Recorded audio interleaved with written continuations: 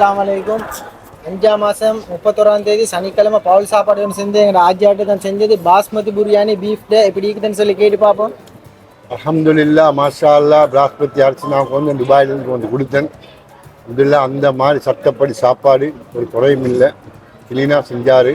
ஆனால் சிலவங்களுக்கு பாஸ்மதி செய்கிறது சரி கஷ்டம்.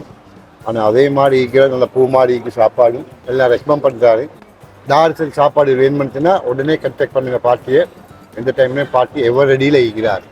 எப்படி சாப்பாடு பிடிய மாதிரி சுப்பரியா சாப்பாடு எப்படி நல்லா இருக்குதா?